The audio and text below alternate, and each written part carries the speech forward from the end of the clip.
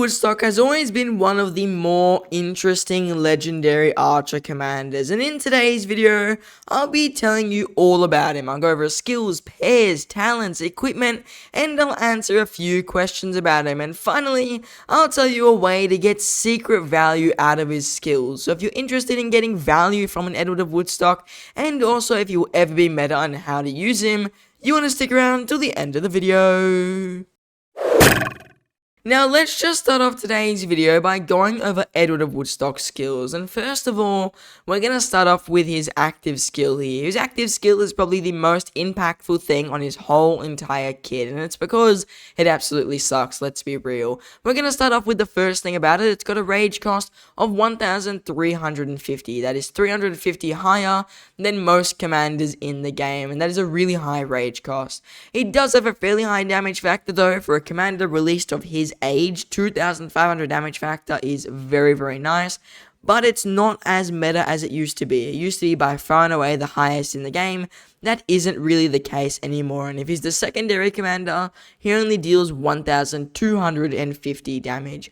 Also, whenever he uses an active skill, the commander's troop loses 300 rage. It cannot drop below 0, but you still lose 300 rage, and something to consider here, this also applies if he is a secondary commander. So if you're running Edward as a secondary, you are going to lose that extra rage, and it's definitely another disadvantage with him. Pretty much, his active skill can cost up to 1,600 rage if you run him as the secondary. If not, it's around 1,400 to 1,500, depending on how much your rejuvenate gives you back, because it will take the rage off from that skill. The next skill for Edward of Woodstock, his second skill, is definitely much stronger. He gains 30% archer health and also gains 30% march speed while on the map. Both of those stats, he has to be on the map, doesn't work in a resource node, but they are a really good amount of stats to get. That's actually probably one of the strongest archer skills in the game, purely because of the amount of march speed you get and the amount of health you get. The march speed is probably the most powerful thing here. 30% is well and truly above any archer commander in the game. I don't think anything is even close, besides like El Cid when he drops a number of troops, but even then, he is still slower. So Edward of Woodstock's march speed, easily by far and away the most you get, just base march speed on any archer commander by far. Moving on to Edward of Woodstock's second skill, this is just a nice 25% skill damage and 5% more damage versus infantry units whenever you are running archer only units. So the skill damage here is definitely nice. I mean, I wouldn't be complaining about it. And then the extra damage versus infantry is just a solid thing to have. It's not game breaking, just fairly nice. So this third skill is pretty good, but so far the second skill is easily his strongest skill. Moving on to Edward of Woodstock's fourth skill here, this is a pretty average one. You gain 40% attack when you have more than 70% units, but you lose 10% defense. So when you drop below 70% units, you will get that defense back, which makes you a bit more tanky, but you will lose the attack, which is okay in my opinion. So overall, fourth skill, really nothing too crazy there. It is just a fairly average skill that doesn't really impact too much. Edward of Woodstock's expertise though, this is actually one of the more interesting skills.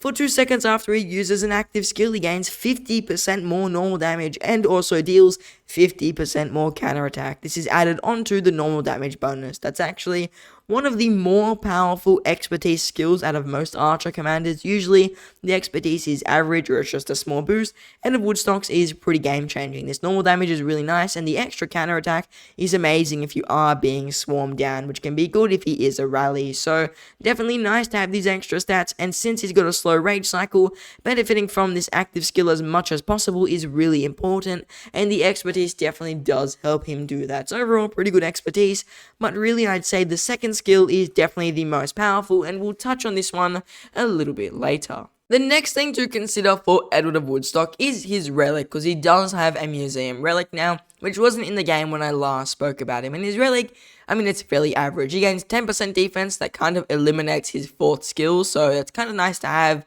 And he also gains 150 active skill damage factor, which once again, it's nice, but that's not really game breaking. So the relic, really average, nothing too crazy about it. The active skill damage factor does kind of bring him a bit closer to the highest damage in the game, but still commanders like Hao Bing will deal more single target damage and don't have that downside of the crazy high rage cost. So this relic, fairly average, doesn't really change too much in his kit. It's just a nice thing to have if you are running him, and I would recommend it if you are using him on the open field. Otherwise, you don't really need it. It's not really a game-breaking relic. Definitely not at that level of commanders like Mehmed and Julius Caesar and Thutmose, who have much stronger and much more game-changing relics. So now that we've gone over Edward of Woodstock's skills, which one can I say is his most important, and what is he really going to do on the open field? Well, funny enough, unlike most commanders where you say their active skill is the most important, for Edward of Woodstock it's probably the least important, because the only thing you can really use Edward of Woodstock for is actually for KVKs where you can take his skills and put them on other commanders. So for example, the Heroic Anthem KVK, he can actually be one of the Bastion commanders that you unlock in, I think it's your Zone 6 or Zone 5, and his skills are really strong. His second skill here, the reason mine is at level 4 and my other skills are not leveled up, is because he was a Bastion commander, and this skill was overpowered. I was super fast, I was fairly tanky, and that skill is just really good. And his third skill and his fourth skill can also be available in Bastions in those KVKs. So for that reason, really Edward Woodstock's main use in the endgame is from those 3 real good skills, and other than that, the rest are pretty average. So when you look at Edward Woodstock's skill kit,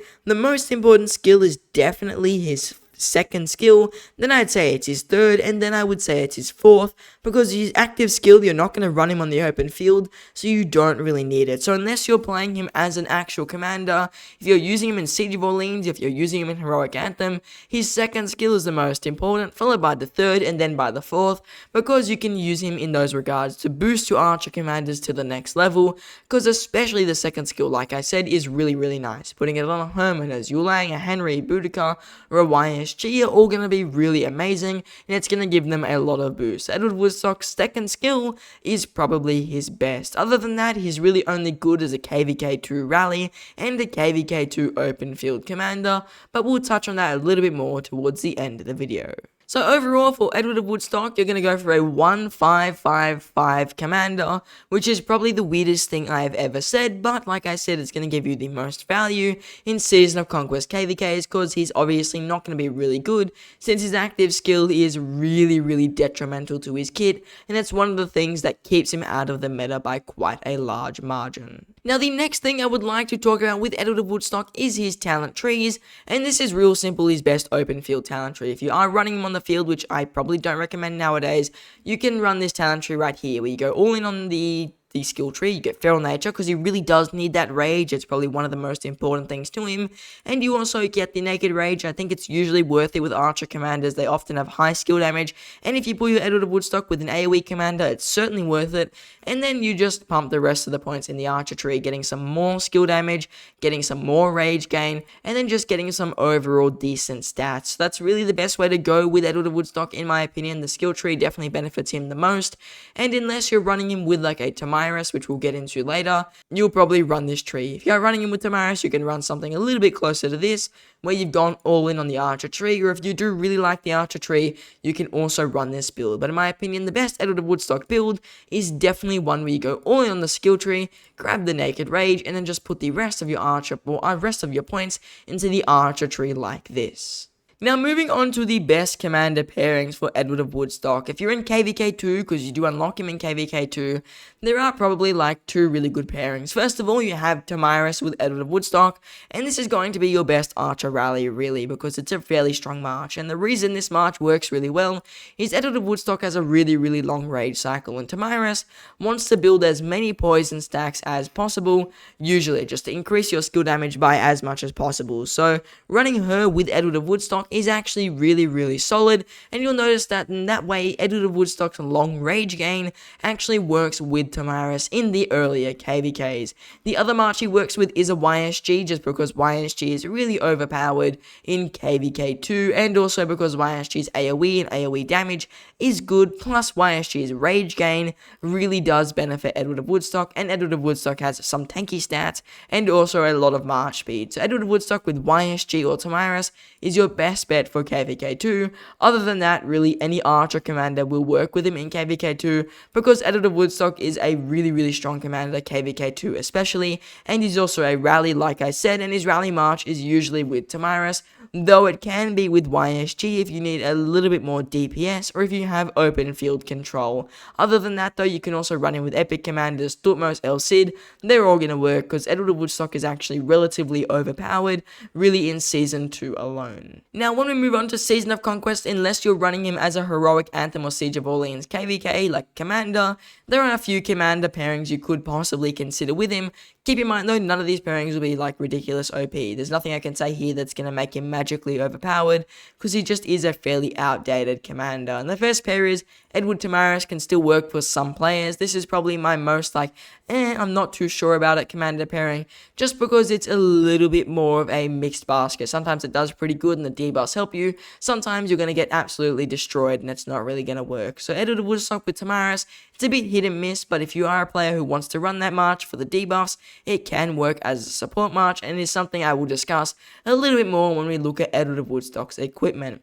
The next thing you could consider with Edward of Woodstock is actually a Henry V, and the reason I say this works is because Henry is very tanky as an archer commander, and Henry is really good when you're off alliance territory because of the march speed he does gain. And the reason this is important is because a Henry with an Edward of Woodstock in a Ruins or Dark Altar situation can be a really good single target nuking march if you run Edward of Woodstock as the primary, because the extra march speed will allow you to do a few more extra risky things, but also probably get away with them pretty unharmed because of Henry's tankiness and because of Edward's march speed as well. So they both have a lot of off-territory march speed with Henry, and then also just normal march speed with Edward of Woodstock.